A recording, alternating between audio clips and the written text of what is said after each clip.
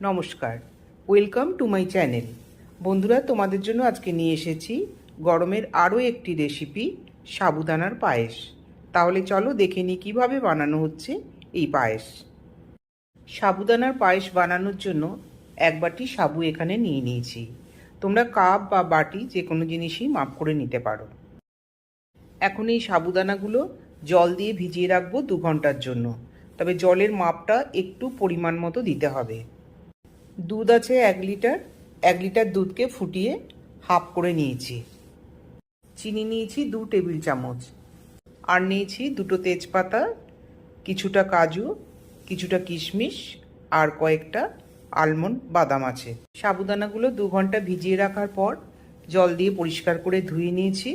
তারপর একটা ঝাঁঝরির মধ্যে দিয়েছিলাম জল ঝরাতে। গ্যাসে কড়াই বসিয়ে দিলাম।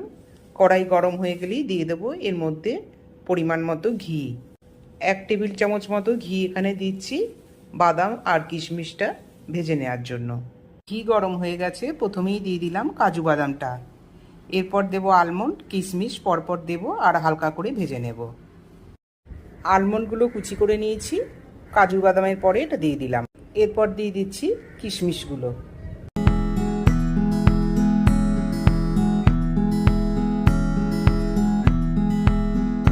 বাদাম কিশমিশ হালকা করে ভেজে নেওয়া হয়ে গেছে, কড়াই থেকে তুলে নিচ্ছি এগুলো।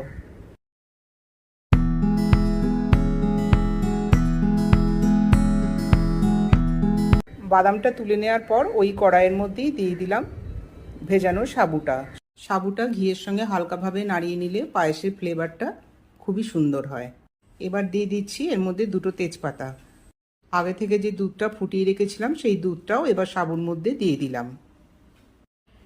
দুধটা দেওয়ার পর কন্টিনিউ নাড়িয়ে যেতে হবে, না হলে কড়াইয়ের নিচে লেগে যাওয়ার সম্ভাবনা থাকে। এই সাবুদানার পায়েস রান্না করতে 10 মিনিট মতো টাইম লাগে, খুব বেশি সময় লাগে না এখানে। দুধ আর সাবু 5 মিনিট মতো এখানে রান্না করে নেব। এখন গ্যাসের ফ্লেভারটা এই সময় অবশ্যই মিডিয়ামে রাখতে হবে। ছোট এলাচের গুঁড়ো দিয়ে দিলাম 1/4 চা চামচ। এলাচের জায়গায় তোমরা গোলাপ জলও ব্যবহার করতে পারো। এলাচ গুঁড়োটা দেওয়ার পর আবার খুব ভালোভাবে দুধের সাথে মিশিয়ে নেব। চিনি দিয়ে দিলাম 2 টেবিল চামচ। এই মিষ্টির পরিমাণটা যে যেমন মিষ্টি খাবে সেই রকমই দিয়ে দেবে তোমরা। চিনিটা দেওয়ার পরেও আবার খুব ভালো করে দুধ আর সাবুর সাথে মিশিয়ে নেব। পায়েসের মধ্যে দিয়ে দিচ্ছি এবার ভাজা বাদাম আর কিশমিশগুলো। সাবুদানার পায়েস রেডি হয়ে গেছে, গ্যাস অফ করে দিলাম। সাবুদানার পায়েসের রেসিপি তোমাদের কেমন লাগছে বন্ধুরা, তোমরা কমেন্ট বক্সে কমেন্ট করে জানিও। আর সেই সঙ্গে অনুরোধ রইল চ্যানেলটি লাইক, শেয়ার এবং সাবস্ক্রাইব করবার জন্য। সাবুদানার পায়েস একেবারে রেডি হয়ে গেছে, প্লেটে পরিবেশন করে দিচ্ছি এখন।